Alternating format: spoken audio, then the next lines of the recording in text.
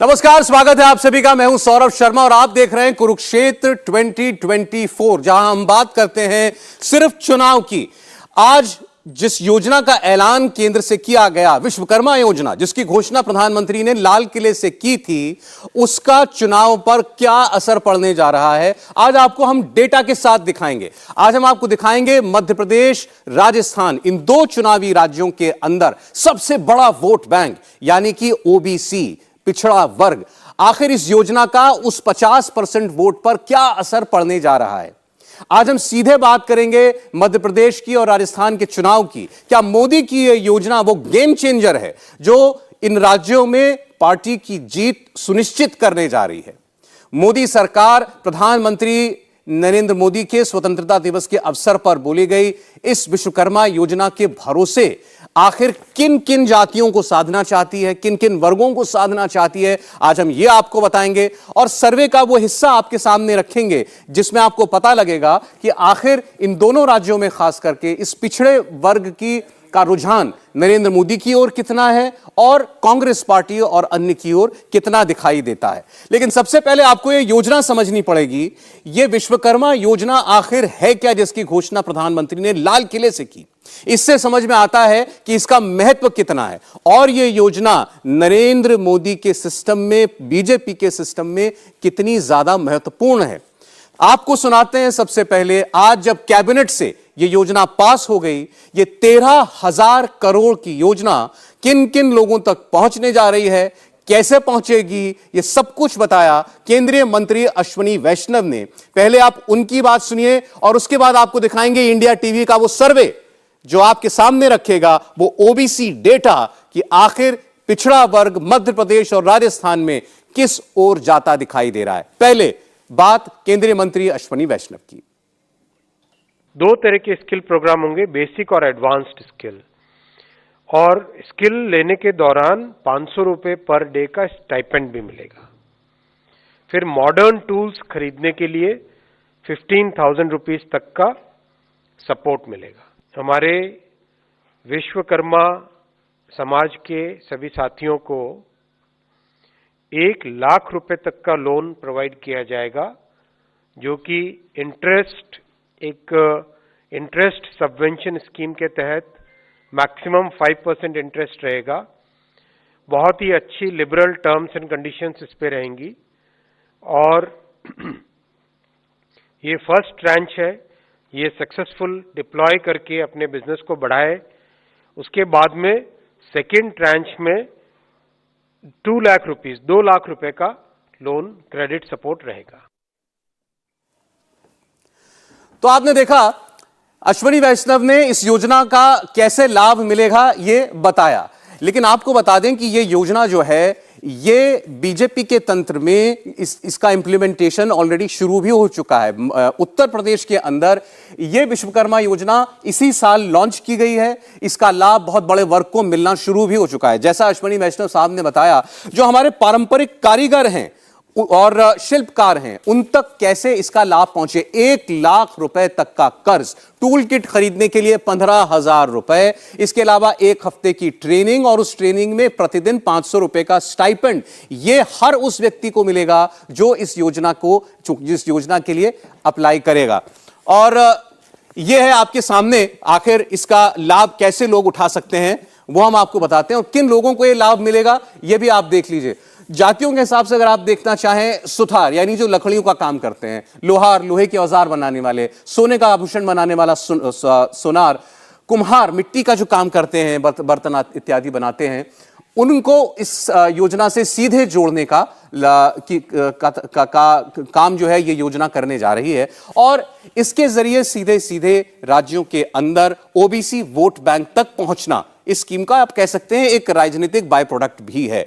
अब उससे कितना लाभ मिलने जा रहा है भारतीय जनता पार्टी को, इस पर हम अभी बात करेंगे। और जैसा मैंने आपसे कहा कि एक सर्वे आज हम आपके सामने रखेंगे। वो सर्वे, ये स्कीम आज अनाउंस हुई है, इससे पहले का सर्वे है, वो आपको दिखाएगा कि इस स्कीम के आने से पहले ओबीसी वर्ग जो किसी भी राज्य में देश में कम से कम 50% आबादी है, 50% आबादी मतलब 50% वोटर, तो वो 50% वोटर जो है वो किस ओर रुझान रख रहा है आपको बताएंगे, और ये योजना आने के बाद उसमें कितना परिवर्तन हुआ ये भी हम समझने की कोशिश करेंगे।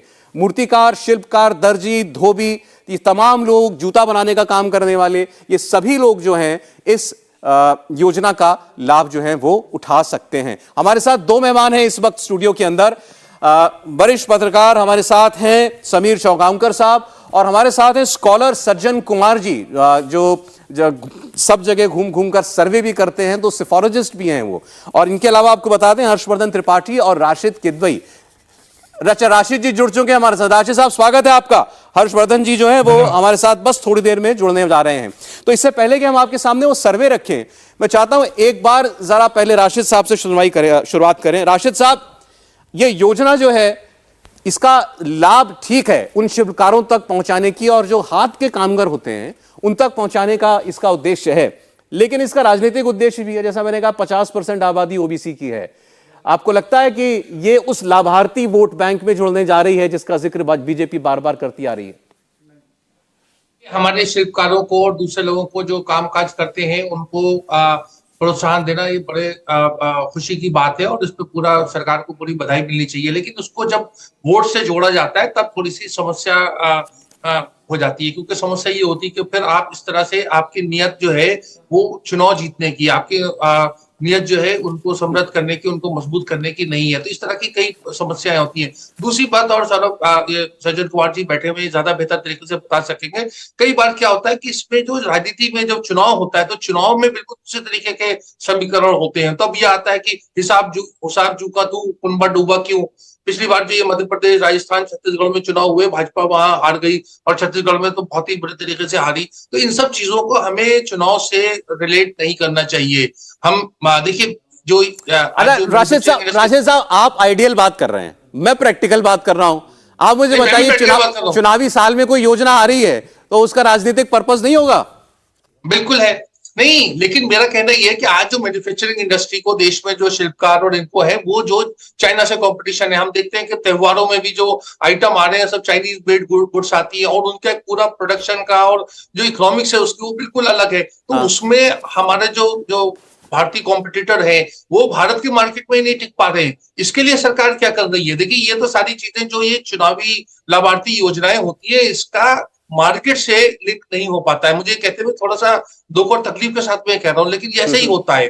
तो इसलिए जो चीज होती है, जैसे हमारे यहाँ टेलीकॉम रेवोल्यूशन आया, वो कोई सरकारी योजनाओं के जरिए नहीं आया, लोगों ने खुद ही उसको कर लिया कि आज दुनिया में डेटा सबसे ज्यादा सस्ता है भारत का। भाई साहब, मैं आपकी बात से सहमत हूं। जो आप इकोनॉमिक एस्पेक्ट की बात कर रहे हैं वो एक अलग पहलू है। मैं इसके राजनीतिक पहलू पर बात करना चाह रहा हूं कि क्या ये योजना चुनावी राज्यों के अंदर कोई इंपैक्ट डाल सकती है, आज का सवाल है। और मैं फिर कह रहा हूं आपसे, देखिए, आप दर्शक के मन में सिर्फ एक सवाल है, मध्य प्रदेश कौन जीतने वाला है, राजस्थान में कौन बनेगा मुख्यमंत्री, छत्तीसगढ़ कौन जीतने जा रहा है। तो इसीलिए इस योजना का प्रभाव क्या चुनाव पर भी पड़ेगा, यह आज का हमारा सवाल है। एक बार समीर साहब की राय भी इस पर ले लूं। आपको लगता है यह योजना जिस तरीके से लाई जा रही है इसका ओबीसी पर सीधा प्रभाव पड़ेगा और इसका फायदा हो सकता है?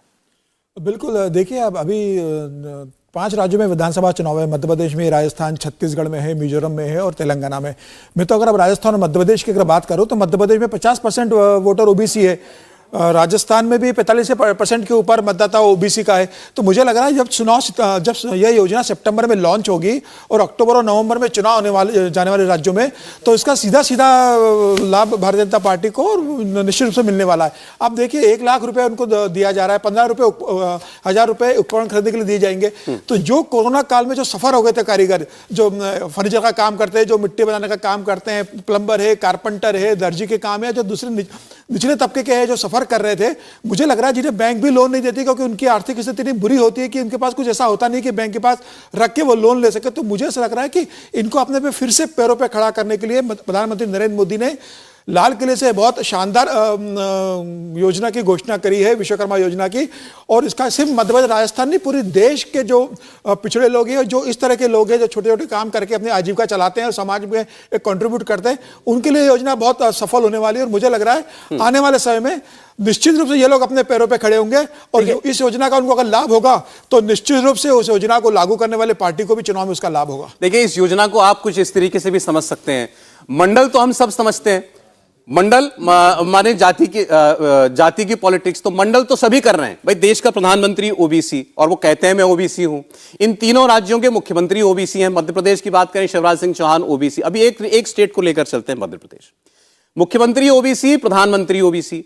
अब ये योजना अगर लेकर के आ रहे हैं, अब इस योजना को आप समझिए एक किस्म का मंडल प्लस है। मैं प्लस क्यों कह रहा हूं? मंडल मतलब जाति को ऊपर उठाना, दूसरा जाति को स्वावलंबी बनाना, उस जाति से जुड़े लोगों को जो इन काम में जुटे हुए हमारे शिल्पकार वगैरह हैं, कारीगर जो लोग हैं, तो उनको सीधे इकोनॉमिक एक्टिविटी से जोड़ना।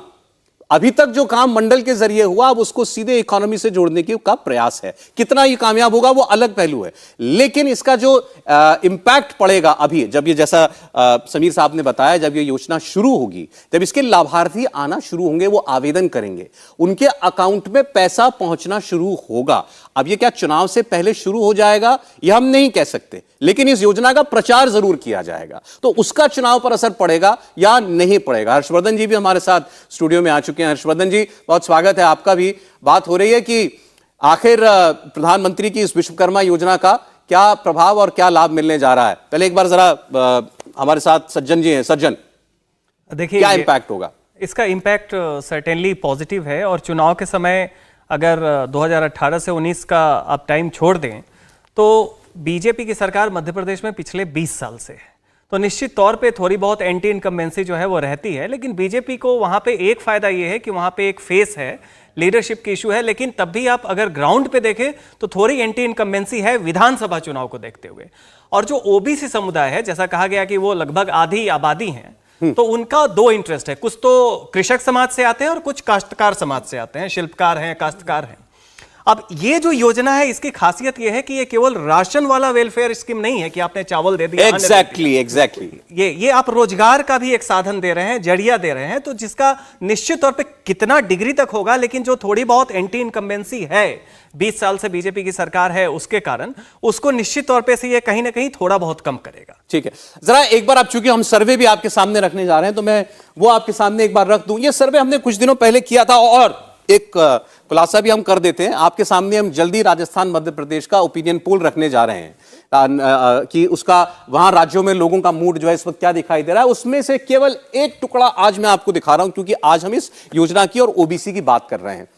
तो आप देखिए कौन सी जाति का रुझान किस ओर, ये मैं मध्य प्रदेश की बात कर रहा हूं। तो इसमें आप देखेंगे दलित की बात करें बीजेपी के साथ 21%, कांग्रेस के साथ 50%, ये ओपिनियन पोल हमारा कह रहा है। आदिवासी समाज 30% जो है वो पिछले, आप एक बार फिर से जाइए, एक बार जहां से हमने शुरुआत की थी, या इस पर रुक जाइए एक बार, पहले ये दिखा दें उसके बाद अगले पर बढ़ते हैं। ब्राह्मण समाज 82% बीजेपी, राजपूत 72%, अन्य सवर्ण 78% और ओबीसी 61% दिखाई दे रहा है। 61% बीजेपी की तरफ, कांग्रेस की तरफ 29% रुझान जो है वो हमें दिखाई देता है। ये 61% महत्वपूर्ण इसीलिए है क्योंकि ये कुल आबादी के 50% का रुझान है। उस 50% वोटर में से 61% का रुझान बीजेपी की ओर दिखाई दे रहा है। ऐसे ही दलित समुदाय 50% कांग्रेस की ओर है। आदिवासी समाज का रुख भी 59% तक मेजर कांग्रेस पार्टी की ओर है, और मुस्लिम समाज 80% तक कांग्रेस पार्टी की तरफ जाता हुआ हमें दिखाई दे रहा है। तो हमारा सर्वे मध्य प्रदेश के लिए कहता है कि यह योजना आने से पहले भी ओबीसी समाज का बड़ा वर्ग और एक मेजॉरिटी वर्ग वो भारतीय जनता पार्टी की तरफ रुझान रखता है। और क्या अब इस योजना के आने के बाद उसमें कोई इजाफा हो सकता है, यह हमारा प्रश्न है। हर्षवर्धन त्रिपाठी जी। नहीं, देखिए सौरभ जी, मुझे लगता है कि जब हम ओबीसी कॉन्स्टिट्यूएंसी की बात करते हैं और मंडल की बात करते हैं तो ये दोनों अब एक नहीं है। सबसे पहले तो मैं इससे ऐतराज करता हूं।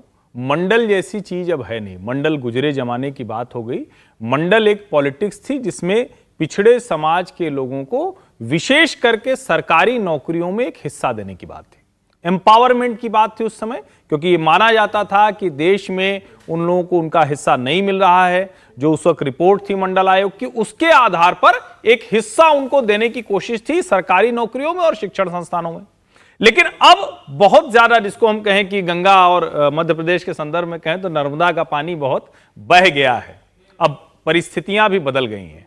अब देश में जो अलग अलग पार्टी हैं उनके अगर हम जो टॉप पे बैठे हुए यानी हेड अगर देखें तो वो कौन है? नरेंद्र मोदी खुद पिछड़ी जाति से आते हैं। शिवराज सिंह चौहान, जिस राज्य की हम बात कर रहे हैं, उस राज्य में शिवराज सिंह चौहान पिछड़ी जाति से आते हैं और उस राज्य में उनको वोट भी उसी तरह से मिलता है। दूसरा, वो राज्य है जहां खेती पर सबसे ज्यादा प्रयोग करते हुए 10% प्लस की ग्रोथ लगातार 10 साल शिवराज सिंह चौहान लेने में कामयाब रहे। अब इसके आगे का चरण है, क्योंकि बहुत बड़ा वर्ग है जो खेती से उस तरह की चीजें नहीं कर पाया, अर्बनाइजेशन हुआ, तो ये शहरी पिछड़ों को, जो कामगार थे, जो इस तरह का काम करते थे, जो उससे धीरे धीरे छूटते जा रहे थे और रोजगार दफ्तर तो अब था नहीं, तो वो प्राइवेट कंपनियों के सामने लाइन में थे अपना पारंपरिक काम छोड़कर।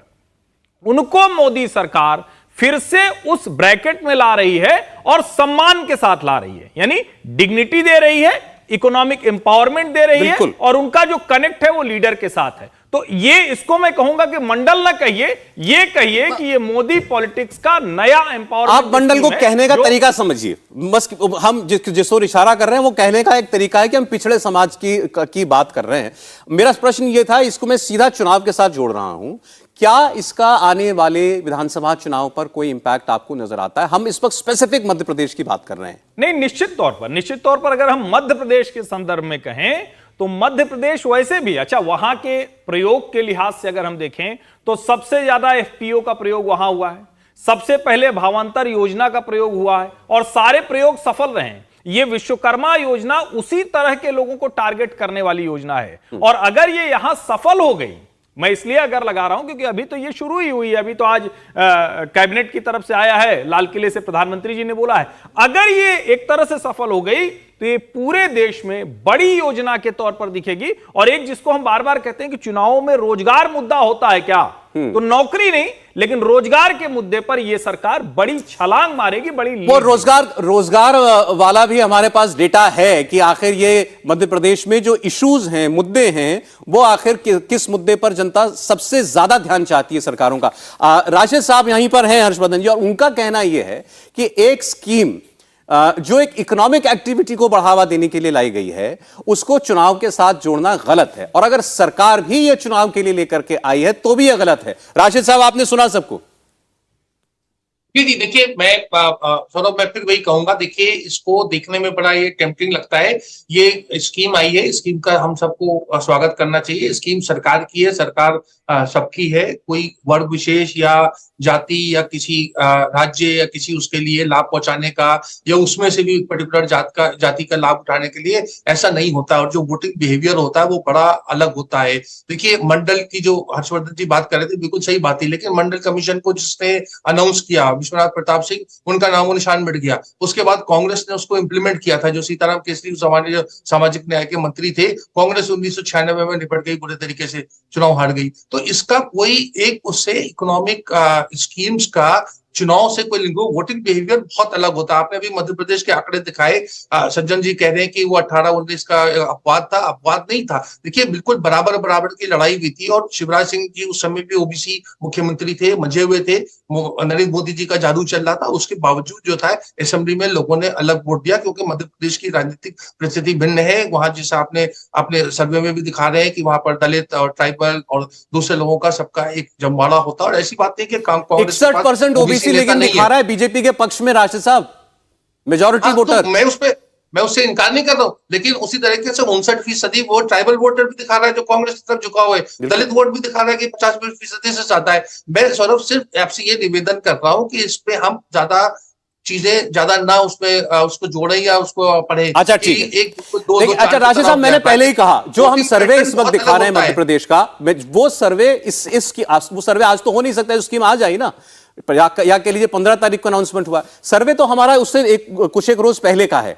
तो अब मेरा सवाल केवल इतना था, अगर ये स्कीम आने से पहले ओबीसी वर्ग का रुझान दिखाई दे रहा है हमें 61% बीजेपी की तरफ, क्या, या बीजेपी छोड़ दीजिए, जो भी हमने जातियों का डेटा दिखाया है अभी, क्या ये स्कीम आने के बाद उसमें उसका इंपैक्ट नहीं पड़ेगा? इतना हमारा केवल प्रश्न है। आपने भी चूंकि बात की 18-19 के चुनाव वाली, और आपने कहा बराबरी का मामला था, तो आप इस वक्त कौन सा मुकाबला आपको दिखाई दे रहा है? एक बार ये जरा बता दीजिए, कैसा मुकाबला दिखाई दे रहा है?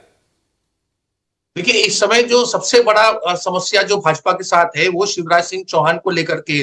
भाजपा ने उनको अभी प्रोजेक्ट नहीं किया है कि वो अगले मुख्यमंत्री शिवराज सिंह चौहान होंगे, और यही एक उनकी सबसे बड़ी एक कमजोरी नजर आ रही है, क्योंकि उन्हें उस चुनाव में बिल्कुल एक साफ बात है कि शिवराज जी के या तो पक्ष में वोट होगा या विपक्ष में होगा। शिवराज जी को नजरअंदाज नहीं किया जा सकता, और भाजपा की यही दुविधा है, राजनीतिक दुविधा है। दूसरी तरफ कांग्रेस में इस चीज को लेकर कोई संदेह नहीं है कि मुख्यमंत्री कौन है, मुख्यमंत्री का पद का मैनेजमेंट का काम कौन कर रहा है, वो कमलनाथ है। तो ये एक चीज है। फिर जैसा सज्जन जी कह रहे थे, एंटी इनकम्बेंसी फैक्टर बहुत ज्यादा है। आपका मुझे पता नहीं सर्वे का क्या निष्कर्ष है, अधिकांश सर्वे जो अभी तक आए, मैं सर्वे को बहुत ज्यादा महत्व नहीं देता, सर्वे में सब जगह कांग्रेस की बढ़त दिखाई जा रही है। जी नहीं, वो जब सर्वे हम रखेंगे वो तो तभी पता चलेगा। राजेश साहब, आपने कहा बीजेपी में दुविधा है, एक बार समीर जी, कोई दुविधा है भारतीय जनता पार्टी में नहीं, मुझे चेहरे को लेकर? नहीं, मुझे नहीं लगता कि भारतीय जनता पार्टी अंदर कोई दुविधा है। देखिए, शिवराज सिंह चौहान लंबे समय से मध्य प्रदेश के मुख्यमंत्री, 18 साल के करीब उनको हो चुके हैं वहां पर। मेरा ऐसा मानना है कि भारतीय जनता पार्टी संगठन के आधार पर काम करने वाली पार्टी है। वहां कोई एक चेहरा हमेशा नहीं रहता कांग्रेस के समान कि एक चेहरा होगा तो ही पार्टी चुनाव लड़ेगी। यहाँ संगठन बेस्ड पार्टी है, कैडर बेस्ड पार्टी है, यहाँ पर पूरा संगठन चुनाव लड़ाता है। ऐसे में शिवराज सिंह चौहान लंबे समय मुख्यमंत्री रहे, इसका मतलब यह नहीं कि अगले बार भी शिवराज सिंह चौहान ही मुख्यमंत्री बनेंगे या शिवराज सिंह चौहान नहीं बनेंगे। ये तो पार्टी का केंद्रीय नेतृत्व डिसाइड करेगा चुनाव परिणाम आने के बाद कि किसे मुख्यमंत्री बनाना है और किसे नहीं बनाना है। तो मुझे लग रहा है फिलहाल मध्य प्रदेश में चेहरे को लेकर कोई दुविधा नहीं है, उसके बाद दुविधा में डाल दिया। नहीं, कोई दुविधा नहीं है। पार्टी अभी फिलहाल सामूहिक नेतृत्व में लड़ने को लेकर जा रही है क्या कि मध्य प्रदेश में चेहरा शिवराज सिंह चौहान है? इसमें एक अगर आप देखें तो इस बार निश्चित तौर पे बहुत ओबीसी समाज में भी शिवराज सिंह चौहान अलोकप्रिय नहीं है, लेकिन वो लोकप्रिय भी नहीं है। ऐसा है कि बहुत लोगों ने कहा, ओबीसी समाज के लोगों भी ने कहा कि 20 साल से इनको देखते आ रहे हैं, ये लोगों का कहना है, पार्टी के अंदर दुविधा नहीं है कि अगर कुछ नया है, नया में आप चंबल बुंदेलखंड रीजन की तरफ जाएं, ग्वालियर रीजन की तरफ, तो कोई सिंधिया को कहेगा, कहीं किसी और को कहेगा, लेकिन हाँ, लोगों में है कि अब थोड़ा बदलाव है। और इसमें एक और देखें कि आपके सर्वे में जो ओबीसी समाज है, वो जो कोर वोटर है बीजेपी का, सवर्ण और OBC, BJP primarily OBC party है, तो 61% से ज्यादा होना चाहिए था, ज्यादा होना चाहिए था। क्योंकि आपका सीएम ओबीसी हैं, मोदी जी हैं वहां पे, वो भी ओबीसी हैं, और बीजेपी ओबीसी के बल पे 2003 में दिग्विजय सिंह को पटकनी देके उमा भारती के चेहरे से आई थी। तो कहीं ना कहीं ये जो योजना है, मुझे लगता है कि वो जो जमीन पे एक डिस्कंटेंट है उसको थोड़ा बहुत कवर जरूर करेगा और बीजेपी को फायदा मिलना चाहिए। हर्षवर्धन जी कुछ कहना चाह रहे हैं? नहीं, देखिए, जब हम दुविधा की बात करते हैं तो दुविधा भारतीय जनता पार्टी को 2 राज्यों में है। उन राज्यों के नाम है राजस्थान और छत्तीसगढ़। मध्य प्रदेश में कोई दुविधा नहीं है। जितनी दुविधा थी, केंद्रीय नेतृत्व ने शिवराज सिंह चौहान का विकल्प खोजने की कोशिश कर ली। 6 महीने पहले उस पर आश्वस्त हो गए कि कोई विकल्प नहीं है। जितने लोग चेहरे के तौर पर दिखते थे, उनकी पार्टी में भी क्या भूमिका रह गई है, ये हम सब लोग जानते हैं, वो दिख भी रहा है। शिवराज सिंह चौहान के ही नेतृत्व में चुनाव होगा। नरेंद्र मोदी चेहरा किसी भी चुनाव में होते हैं, जब से जिसको हम कहते हैं ना कि मोदी युग में नरेंद्र मोदी चेहरा होते ही हैं। लेकिन क्या शिवराज सिंह चौहान के चेहरे पर कोई मुश्किल है? मुझे लगता है कि आज की तारीख में कोई भी अगर कहेगा तो कमलनाथ के सामने शिवराज सिंह चौहान बहुत बड़ा चेहरा है, ट्राइड टेस्टेड है।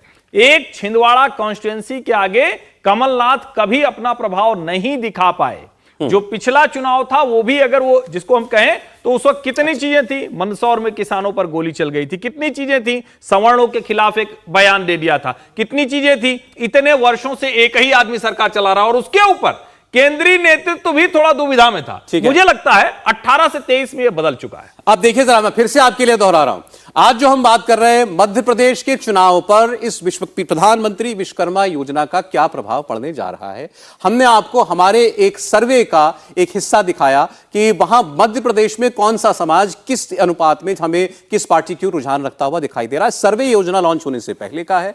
हमें उसमें दिखाई देता है कि ओबीसी जिसको लाभ मिलने जा रहा है इस 13,000 करोड़ की योजना का, वो 61% भारतीय जनता पार्टी की तरफ रुझान रखता हुआ हमें दिखाई दे रहा है। बाकी अगर आप बात करेंगे, जैसा अभी राशि साहब ने कहा कि अगर ओबीसी बीजेपी के साथ है तो एससी एसटी मुसलमान कांग्रेस के साथ है। यह बात सच है।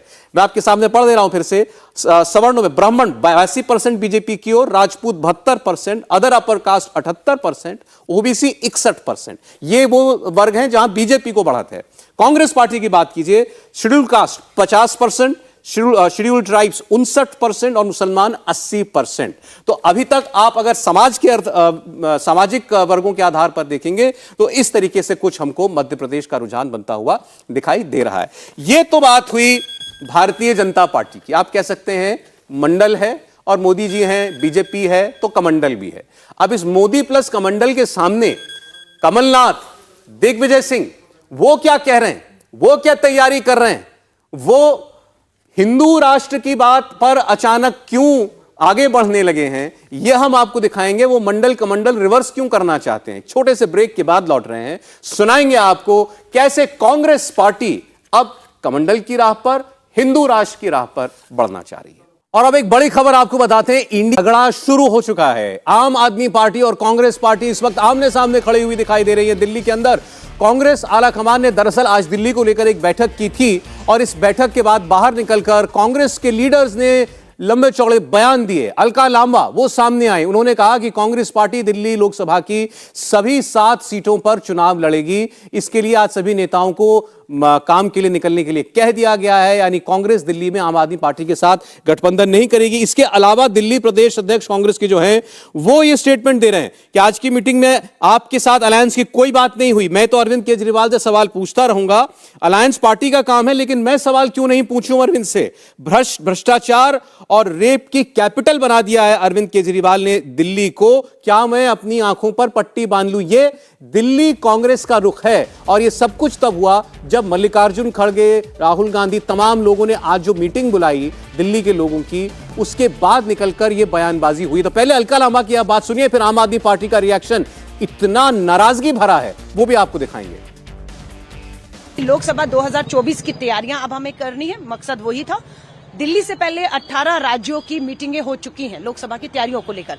दिल्ली 19वां राज्य था, 24 कैसे जीतना है, और बिल्कुल आदेश हुआ है कि हमें 7 सीटों पर मजबूत संगठन के साथ हर नेता को आज से अभी से निकलना है। 7 महीने 7 सीटें हैं, ये बात हुई कि जिसकी दिल्ली उसका देश हो। अभी कोई फैसला नहीं हुआ है, इसलिए ये कहना कि हम 2 पे लड़ेंगे, हम 4 पे लड़ेंगे, बाकी पे काम नहीं करेंगे, कुछ नहीं। हम 7 में दूसरे नंबर पे रहे, 19 में है। सो अभी कोई बड़ी बात नहीं। उन्होंने कहा कि आप दम से 7 पे लड़ के पहले पे भी आ सकते हैं, ये उनके शब्द थे। तो फिर इंडिया अलायंस में जाने का कोई मतलब नहीं है, वेस्ट ऑफ टाइम है। हमारी टॉप लीडरशिप डिसाइड करेगी कि इंडिया अलायंस की नेक्स्ट मीटिंग अटेंड करनी है या नहीं। ये प्रियंका कक्कर थी जिनको अभी आपने सुना। ये आम आदमी पार्टी की चीफ स्पोक्स पर्सन है, मुख्य प्रवक्ता हैं, और वो ये कह रही हैं कि इस अलायंस का फिर मतलब क्या है। और अब हम तय करेंगे कि मुंबई में जो बैठक होने जा रही है इंडिया अलायंस की अभी 31 तारीख को, उसमें हम जाएं भी कि नहीं जाएं। और ये सब शुरू हुआ कांग्रेस पार्टी की बैठक से निकलने के बाद, जो नेताओं ने बयान देना शुरू किए कि हम तो दिल्ली का चुनाव 7 सीटों पर लड़ने जा रहे हैं। अब ये सब अलायंस की बात अभी फिलहाल हमसे नहीं कही गई है। विजय लक्ष्मी हमारी कॉरेस्पॉन्डेंट जो है हमारे साथ जुड़ रही है इस वक्त सीधे पार्टी मुख्यालय, कांग्रेस मुख्यालय से। विजय लक्ष्मी, क्या ये शुरू क्या हुआ सिलसिला पार्टी के? क्या पार्टी ने तय करके अपने नेताओं को कहा है कि आप 7 सीटों पर जाकर के लड़िए, तैयारी कीजिए? देखिए सौरभ, आज जो तमाम नेताओं से जो मीटिंग में शिरकत की, कुछ नेताओं से मैंने बात की, उन्होंने कहा कि आज हमने जो मीटिंग हुई थी उसमें आम आदमी पार्टी के साथ टिकट डिस्ट्रीब्यूशन या टिकट शेयरिंग पे कोई डिस्कशन नहीं किया। मोटा मोटी जो डिस्कशन था वो ये था कि कैसे दलित और मुस्लिम वोट बैंक, जो कि कांग्रेस पार्टी का वोट बैंक रहा है लंबे अरसे से दिल्ली में, उसको कैसे वापस लाया जाए, कैसे अपने संगठन पर काम किया जाए। और यही जो है आज का जो शीर्ष नेतृत्व ने इन्हीं तमाम चीज़ों पर जो है बातचीत की और इन्हीं तमाम चीज़ों पर जो दिल्ली की टीम है उससे सजेशन लिए, और आम आदमी पार्टी के साथ अलायंस और ये तमाम चीज़ों को जो है वो बाद के लिए छोड़ दिया गया।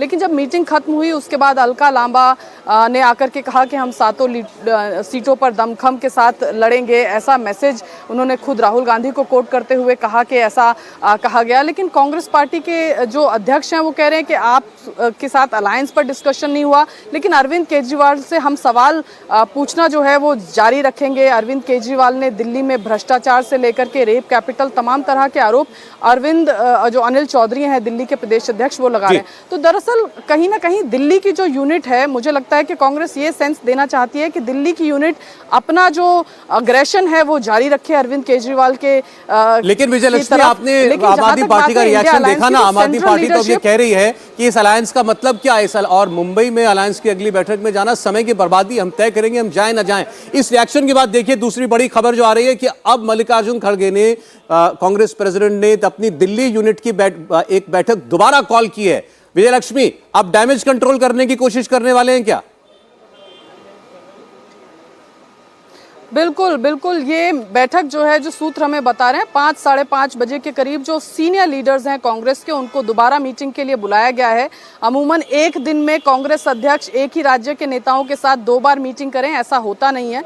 आम आदमी पार्टी की तरफ से जिस तरह से रिएक्शन आ रहे हैं, उसके बाद एक डैमेज कंट्रोल मोड में कांग्रेस पार्टी है, क्योंकि इंडिया अलायंस में सिर्फ आप नहीं है सौरभ, कुछ और पार्टीज हैं जो चाहती हैं कि आप हो, जैसे टीएमसी है या कुछ और पॉलिटिकल पार्टीज हैं जो चाहती हैं कि सब इकट्ठे होकर लड़ें। और दिल्ली ऑर्डिनेंस पर भी जो कांग्रेस पार्टी ने आम आदमी पार्टी को समर्थन किया, वो तमाम जो और इंडिया अलायंस के दल हैं उनके प्रेशर में आके किया। तो सिर्फ आम आदमी पार्टी की बात नहीं है, इंडिया अलायंस के और तमाम जो घटक दल हैं वो चाहते हैं कि आम आदमी पार्टी या तमाम इस तरह की पार्टी। लेकिन विजय लक्ष्मी, अब सवाल ये है कि गृहमंत्री अमित शाह ने जो बात, जो भविष्यवाणी की थी और कांग्रेस को ही चेताया था, ये एक बार इस बिल का, दिल्ली के बिल का मसला निकल गया तो फिर अरविंद केजरीवाल आपके साथ नहीं रहेंगे, टाटा बाय बाय कर देंगे। क्या वो भविष्यवाणी सही होती हुई इस वक्त हमें दिखाई दे रही है? राशिद किदवई साहब के पास जाना चाहते हैं। राशिद साहब, क्या अमित शाह की भविष्यवाणी सही हो रही है? अरविंद केजरीवाल इंडिया अलायंस से बाहर भाग रहे हैं, क्या इंडिया अलायंस बिखर रहा है? देखिए सौरभ, मैंने आकलन में ये सिर्फ एक पोस्चरिंग है, पैतरेबाजी है। पिछली बार भी 19 के चुनाव में 5-2 और 4-3 को लेकर के, मतलब दिल्ली की 7 सीटों के विभाजन को लेकर के दोनों पार्टी में झगड़ा हुआ था, लेकिन ये 5-2 तक अरविंद केजरीवाल पहुंच गए थे और कांग्रेस 4-3 थी, मतलब 3 सीटें कांग्रेस को और 4 आम आदमी पार्टी को। ये बात है। देखिए, वहां सबसे महत्वपूर्ण बात मल्लिकार्जुन खड़गे और संजय सिंह, वो दोनों है जो दोनों अपने अपने तरफ से डैमेज कंट्रोल कर रहे हैं। और ये बात जो है, और जो जैसा लक्ष्मी कह रही थी, बहुत दबाव भी है कांग्रेस के ऊपर कि इस अलायंस के ऊपर जाए, नहीं तो एनसीपी नाराज हो जाएगी, नीतीश कुमार नाराज हो जाएंगे, शरद पवार नाराज हो जाएंगे। तो एक पूरा समूह बना हुआ है। ये मनोरंजन आपका, ये जब तक ये चलता रहेगा, मेरे ख्याल से जब ये बंबई की मीटिंग हो जाएगी, बंबई की मीटिंग में कांग्रेस पार्टी और अलायंस जो है, ये इंडिया अलायंस 8 प्रवक्ता कर रही है और बाकी लोग नहीं बोलेंगे अधिकृत रूप से अलायंस के ऊपर। सर, मेरा सवाल ये है, Priyanka Kakkar chief spokes person ये कह रही हैं अगर कि इस अलायंस का कोई मतलब नहीं है, हमें अब मुंबई जाना है कि नहीं जाना ये हमारे लीडर अब तय करेंगे, और वहां जाना तो अब समय की बर्बादी है। अब किसी भी पार्टी का चीफ स्पोक्स पर्सन बात ये कह रहा है तो वो अपनी लीडरशिप से पूछे बगैर तो नहीं कह रहा। कोई और प्रवक्ता, कोई एमएलए वगैरह कोई कुछ कहता तो बात समझ में आती। अगर आपकी पार्टी का मुख्य प्रवक्ता ये बात कह रहा है, हर्षवर्धन जी, तब तो इसका मतलब हाईकमांड का, वो हमारी हाईकमांड ही बोल रहा है। देखिए, मैं तो इसको ये कह रहा हूं कि ये जो अमित शाह ने कहा है वो भले टीज करने के लिए कहा हो, प्रोवोक करने के लिए कहा हो, लेकिन मैं पहले दिन से कह रहा हूं कि अरविंद केजरीवाल इस गठबंधन में एक किसी भी तरह से फिट नहीं होते हैं। उनको क्या हासिल होने जा रहा है? अभी चूंकि दबाव बहुत बड़ा है, और ये पार्टियों का दबाव नहीं है, ये कॉन्स्टिट्यूएंसी का दबाव है। एंटी मोदी जो कॉन्स्टिट्यूएंसी है उसका दबाव है कि भाई एक हो जाओ, तुम लोग कुछ कर नहीं पा रहे हो। लेकिन अब जहां पर पहुंचे हैं, और देखिए ये ऐसा नहीं है कि सिर्फ पोस्टरिंग भर है। पहले सौरभ भारद्वाज का बयान आता है, वो कहते हैं कि नहीं हमारा केंद्रीय नेतृत्व, शीर्ष नेतृत्व तय करेगा। उसके बाद बाकायदा प्रियंका कक्कड़ अपना बयान देती हैं, चीफ स्पोक्स पर्सन है। इसका मतलब कि अरविंद केजरीवाल से बात हुई होगी, उन्होंने कहा कि ये बयान दीजिए। अगर दोनों तरफ से शीर्ष नेतृत्व अपने नेताओं को कह रहा है कि भैया तुम बयान दे के दबाव बनाओ, तो आप गठजोड़ का भविष्य समझिए। और वैसे भी शरद पवार पर तो संदेह सबको है, कोई ऐसा नहीं जिसको संदेह ना हो। ममता बनर्जी के पोस्टर लग रहे हैं कलकत्ता में पीएम बनेंगे, और नीतीश जी बेचारे दौड़ रहे हैं कि हमको संयोजक ही बना दो। तो संकट ये वाला है, ये सिर्फ कांग्रेस और केजरीवाल का संकट नहीं है। लेकिन मुंबई की बैठक तो होने वाली है। अब देखते हैं मुंबई की बैठक में कौन कौन पहुंचने जा रहा है। समीर जी, अभी तक जो आप देख रहे हैं, जितनी बयानबाजी आपने देखी है, किदवई साहब कह रहे हैं पोस्चरिंग है। आपको पोस्चरिंग लग रही है या लग रहा है कि अब खटास आ गई दिल में? देखिए, केजरीवाल का मतलब निकल गया अध्यादेश के ऊपर। अब केजरीवाल को कोई मतलब नहीं है इस गठबंधन में रहने के लिए। मैं तो आपसे कह रहा हूं 2024 की बात तो दूर है, अभी मध्य प्रदेश राजस्थान के जो चुनाव होंगे उसमें ही केजरीवाल ताल ठोक के कांग्रेस और के सामने खड़े होंगे। अगर वहां गठबंधन नहीं हो रहा तो आप तय मान के चलो कि 2024 में भी वह कांग्रेस के साथ ना पंजाब में करेंगे ना दिल्ली के अंदर करने वाले हैं। केजरीवाल बहुत क्लियर है, उनका सिर्फ इतना मकसद था कि किसी तरह राज्यसभा में मैं इस बिल को गिरा दूं और इन सबका सहयोग ले लूं। जब उनको लगा कि अब ये संभव नहीं है, अब मैं किसी भी तरह से दिल्ली में के प्रशासनिक अधिकार नहीं ले सकता, तो अब वो अपने रास्ते चलेंगे। और प्रियंका काकड़ा का जो बयान आया, इसके पहले गोपाल राय का भी जो बयान आया था मध्य प्रदेश और राजस्थान चुनाव लड़ने को लेकर, आज प्रियंका काकड़ा ने तो बहुत साफ कर दिया कि कोई मतलब नहीं है। इसका मुझे लगता है कि ये बहुत साफ है कि इनका मन बन चुका है। और अब मैं आपको अभी बता देता हूं कि इस बात की पूरी संभावना है कि जो 31 और 1 तारीख को जो मुंबई में बैठक होने जा रही है, उसमें हो सकता है अरविंद केजरीवाल ना जाए, राघव चड्ढा को या संजय सिंह को भेज दे, अरविंद केजरीवाल ना जाएं। बिल्कुल ठीक है। विजय लक्ष्मी हमारे साथ है। एक और इंफॉर्मेशन जो है विजय लक्ष्मी, वो ये कि मल्लिकार्जुन खड़गे ने दूसरी बैठक के अंदर वीडियो लिंक मंगवाया है कि अलका लांबा ने आखिर बोला क्या, जिस पर रिएक्शन आया है आम आदमी पार्टी की तरफ से। विजय खबर आ रही है कि मल्लिकार्जुन खड़गे कह रहे हैं कि मुझे सुनवाइए, अलका लांबा ने बोला क्या, उनके बयान का वीडियो लिंक मांगा गया है। देखिए, अभी अंदर क्या मीटिंग हो रही है इसके लिए तो वेट करना पड़ेगा सौरभ, लेकिन ये जरूर है कि तमाम जो कांग्रेस के नेता थे वो जरूर सरप्राइज थे कि किस तरह की बाइट है। काफी सारे नेता जब अंदर जा रहे थे तो कह रहे थे कि बाइट सुनवाइए, क्या उन्होंने कहा है। बहुत सारे जो नेता पहले मीटिंग में थे वो इस बात से सरप्राइज थे कि अलका लांबा ने कोई इस तरह की बयान उन्होंने दिया है जिसमें कहा कि 7 सीटों पर कांग्रेस पार्टी लड़ेगी। तो सरप्राइज एलिमेंट जरूर था कांग्रेस के तमाम नेताओं को कि इस तरह की बाइट उनके द्वारा कोई दी गई पहली मीटिंग के बाद। बहरहाल अभी second round of meeting Saurabh चल रहा है और यहाँ पर जो दिल्ली के तमाम सेक्रेटरीज हैं, इंचार्ज हैं, पुराने जो प्रदेश अध्यक्ष हैं, एक्स पीसीसी प्रेसिडेंट्स और प्रेजेंट पीसीसी प्रेसिडेंट, इन तमाम लोगों को बुलाया गया है कांग्रेस अध्यक्ष के द्वारा। और अभी मीटिंग जो है वो चल रही है। मीटिंग खत्म हो जाएगी तो शायद तस्वीर और साफ होगी। और हालांकि कांग्रेस पार्टी कह रही है कि ये आम आदमी पार्टी के काउंटर रिएक्शन में कोई हमने मीटिंग नहीं बुलाई है, ये हमारी प्री स्केड्यूल्ड मीटिंग थी। लेकिन जनरली कांग्रेस में ऐसा होता नहीं है कि आप एक दिन में दो मीटिंग करें, इतना बिजी स्केड्यूल कांग्रेस अध्यक्ष का रहता है। देखिए, मैं आम आदमी पार्टी का रिएक्शन अभी आपने प्रियंका कक्कड़ को तो सुन लिया, वो तो साफ कह रही। विजय लक्ष्मी को बताता हूं, अब जो सूत्रों से आम आदमी पार्टी आधी बात सूत्रों से करती है, आधी कैमरों पर करती है। तो सूत्रों से जो बात हुई है उसमें ये लिखा है कि हमने दिल्ली प्रदेश अध्यक्ष का बयान मीडिया में देखा है, जो मैंने आपको बताया अनिल चौधरी का बयान, और उस बयान के बाद गठबंधन की मीटिंग में जाने का कोई मतलब नहीं है, अंतिम फैसला पार्टी की टॉप लीडरशिप करेगी। तो ये केवल अलका लांबा से की बात नहीं है, जो कांग्रेस पार्टी के दिल्ली के प्रदेश अध्यक्ष जो कह रहे हैं वो भी बात है। और एक किस्म से अरविंद केजरीवाल इस बात से बेहद नाराज हैं कि आप एक तरफ अलायंस की बात करते हैं, वो कह रहे हैं कांग्रेस पार्टी मेरे पास आई थी अलायंस करने के लिए, मैं नहीं गया था अलायंस करने के लिए, आप लोग आए थे, फोन मुझे खड़गे साहब का पहले आया था। तो इसलिए अगर उसके बाद आप लोग चाहते हैं कि दिल्ली में आप अकेले लड़ेंगे तो फिर अलायंस का कोई मतलब नहीं रह जाता। और अलायंस का मतलब इसलिए नहीं है, अगर अलायंस का मतलब नहीं है तो हम मुंबई की बैठक में क्यों जाएं। तो ये इंडिया अलायंस जो है इस वक्त उसमें अंदर का आपको ये विरोधाभास जो पहले से हम बात कहते थे वो अब स्पष्ट तौर पर निकल कर आता हुआ दिखाई दे रहा है। सज्जन, देखिए, इसमें एक चीज़ तो साफ जाहिर हो रही है कि कांग्रेस का जो नेशनल लीडरशिप है, शीर्ष नेतृत्व है, और जो दिल्ली प्रदेश के नेतृत्व है, उनमें बहुत कोऑर्डिनेशन नहीं है। नहीं तो इस तरह की बयानबाजी और उसके बाद से कांग्रेस नेशनल लेवल का रिएक्शन जो है वो नहीं होता। दूसरी बात, अगर आप अरविंद केजरीवाल की देखें तो पिछली बार 7 की 7 सीट पे वो तीसरे नंबर पे आए थे। तो दिल्ली प्रदेश के जो कांग्रेस है उनकी ये जो नाराजगी है वो बिल्कुल स्वाभाविक है कि क्यों हम वहाँ पे समझौता करें। तीसरी बात ये भी देखें कि केजरीवाल की नीति यह है कि चित भी मेरी पट भी मेरी। उनकी पूरी की पहली तो यह है कि वो बीजेपी के विरोध में अपने आप को कांग्रेस से बेहतर विकल्प दिखाना चाहते हैं, इसलिए उनका पहला टारगेट कांग्रेस होगा। अब इस नेतृत्व में क्या ये होगा कि आप मध्य प्रदेश में, छत्तीसगढ़ में, राजस्थान में, तमाम राज्यों में वो कोई अपनी कैंडिडेट खड़ा नहीं करेंगे। इन सारी चीजों को मेरे ख्याल से आम आदमी पार्टी बड़ी क्लियर है कि अलायंस लोकसभा के लिए हो रहा है, राज्य तो हम लड़ेंगे। बिल्कुल, और इस आधार पे कांग्रेस जो टॉप लीडरशिप है उनके लिए बड़ा फ्रस्ट्रेटिंग होगा ये, और जबरदस्ती बुलडोज करना स्टेट लीडरशिप के। अब समय खत्म हो गया है तो मैं राशिद किदवई साहब, फाइनल कमेंट आपका, आपकी समझ, एक्सपीरियंस क्या कहता है, क्या अरविंद केजरीवाल बाहर जाएंगे इंडिया अलायंस से? हाँ सौरभ, ये देखिए खांसने खखारने का दौर है, इसको आप प्लीज किसी निष्कर्ष पर ना पहुंचे। दोनों की मजबूरी है, पंजाब, दिल्ली और अगर गुजरात को भी शामिल करें 46 लोकसभा सीट है जो कांग्रेस और आम आदमी पार्टी खोना नहीं चाहती, तो उनको लगता है कि 15-20 सीटें इनको मिल सकती हैं तालमेल के साथ। ये गणित है और यही गणित चलेगी।